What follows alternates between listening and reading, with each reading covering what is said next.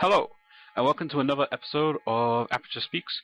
Maybe say episode, maybe it's like a video. I don't think this is like a TV show. But it's on YouTube, so there's a lot of people on YouTube say episodes, so that's why I'm saying episodes. Today, my video is called Romeo and the Faux Topaz. And I think this is really sort of a video where I'm just having fun and looking for my old notebook just at different things I used to do. Topaz is a HDR filter, HDR effect that you can add to your images. I've actually just watched a talk by Trey Ratcliffe, who is a great HDR photographer who runs the blog Lost in Customs, and it was really good listening to him. And after listening to him, I thought, hey, let's just play around with an image a little bit. So this is a single raw image, but I'm just doing my own sort of take on Topaz adjustments. The first thing I really wanted to do is sort of level this image, because I'm going to do some perspective correction in a little bit. So my notes actually were for the older style of Camera Raw, which meant I had to jump back in the development settings, and you can actually set it either the 2003, 2010, or 2012. Since you use CS6, it automatically defaults to 2012, so I had to go back to 2010, which had the same similar settings. And really, it's just playing around with these settings a little bit. You have to push recovery and fit in light. It also says push contrast up to 100, but in my notes, but I remember pushing contrast that high was a bit like scary. Push the clarity up, the vibrance up. I then tweaked the saturation a little bit.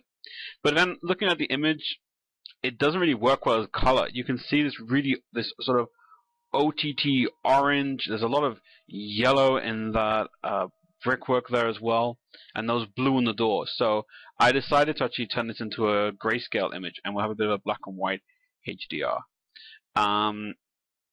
Obviously, like HDR, I usually do with 3 exposures, or I do it with 5 exposures. You can do HDR from 1 exposure. I'm not the greatest fan of this, but it is possible to do it. And Topaz is a great filter that you can apply. I don't own Topaz. I've never really worked too much with Topaz, just because for me it was gonna be like a odd from time to time setting, a lot of time to time filter. So that's why I didn't really do it. But then I made my notes on this, so I didn't really have to in the end. And Topaz really creates very saturated, very contrasted, very much within the midtones, to get that contrast detail. I really did want to have that sort of strong contrast though, and so playing around with the black and white settings in Adobe Camera Raw meant I could like really make those bricks black, make the mortar white, and then play around with this sort of middle area, which was really going to be the focus of the image, and the rest was just going to bring the eye in. So I'm just going to load out into Photoshop. Takes a little bit longer for some reason. I think I did have quite a few programs open. So, and the first thing I want to think about is this perspective. And that's really where I'm going. So I just need to fix that up first, really. Perspective wasn't in my workflow. I like to keep notes of my workflows, especially ones which I possibly will do again, but not regularly, or even regular ones I even write down, because sometimes you forget after a while. What's the next step? What is this setting am I supposed to be? And I have 2 or 3 notebooks just sort of full of this. Some of them have come from the web, and I've sort of read it, and I read something on the web, and I've been like, well, that's an interesting workflow. And others have been more, I've created something, and I've saved and then gone back through my history, or back through my layers to work out what I did, to have the image in such a way. It's a little bit like in Color Effects Pro, in Color Effects 4 now, with Nixoff, you have recipes, and this is like my recipe book. This is my cookbook, and I always sort of advise people that have one.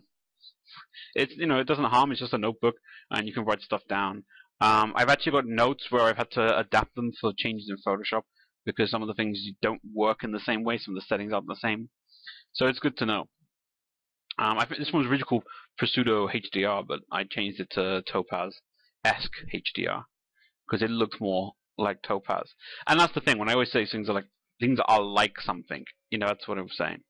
I thought of adding like a vignette here, but it, for me it wasn't really working. I was also playing around with the settings in the lens correction just to see how it would work. What I'm going to do now is do a lot of adjustments on this smart object. I have to sharpen, I have to reduce some noise, really to bring out the details more. That's really why it has to happen. And so it's like radius 50, strength 50. The noise reduction is strength 10, preserve details 10, reduce color 100. Well, there's no color in that. I still do it. It's part of the workflow. Just still do it. And all this is to do is sort of bring out the details, keep the details safe while you sharpen the image. If you over sharpen the image, you get a lot of sort of artifacts, and then reduce the noise, trying to balance that out. I'm just now not duplicating yet. I'm going to duplicate the layer next, just because I finished everything here, and I need a duplication for the next couple of steps. Smart objects are brilliant, and it's great to work non-destructively in them, but it also means sometimes you have to duplicate layers. Now, my original workflow for this was before, I think it was in CS2, so there wasn't really smart objects then, so I was just duplicating layers a lot of the time, which meant your file size went huge in comparison to now. I created 2 duplicates here. The reason is to save time, and once it's a rasterized layer, it's sort of easier to do. One is because I want to put a blur layer in, and the other is because I want to create a sharpen layer through the high pass filter, just to sharpen out some specific details. So here, this is my blur layer. I liked what it did to the door and what it did to the balcony. I didn't really like what it done to the brickwork, because in the brickwork it was just black and white. There was no other sort of tones at all. So I decided I'd just add a layer mask, hide all, and paint in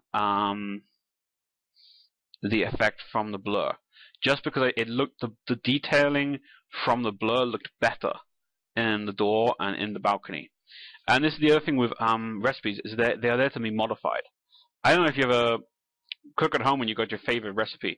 I think one of the ones I remember most is my dad's recipe for pasta and bacon. I have no idea where he got it from, but it's sort of become a thing in the family where I have my recipe for it, my sister has her recipe for it, and actually when I proposed to my wife, I created a new version of it, and it's really all it is onions, pasta, tomatoes, bacon, cheese, and chili flakes. Now I use Tabasco sauce in mine.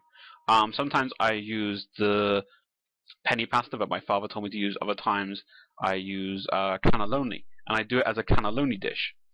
And when I proposed to my wife, I did it as a cannelloni for the first time. And it just sort of adds a different order you do things. But you create your own recipe from the same source. So the way I sort of look at my notebook is, this is my notebook, this is the way I've written this. But if it does not work for the image, adapt it. And I think some people get, or even maybe not some people, but nowadays there's so many one-click filter effects, and then there's no further adaptation. And it's the adaptation which then makes you stand out from the crowd, because you've actually taken something and made it work for your image. I think if it doesn't work in a certain area but it works in another, mask it, protect that area. And it's just a way to build up the image. That's one of the things with curves. You're making a curves adjustment for one area, and then make a change to it. This is just my sharpening layer. Obviously, I just dumped it over the top of this lovely blur layer.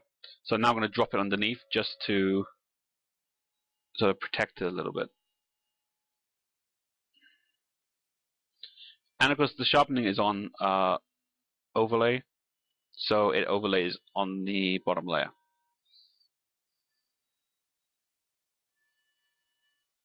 Just name my layers. Always name your layers. You know what you've done then. I then decided, because this is also not in my final recipe is to add a little bit of color to it.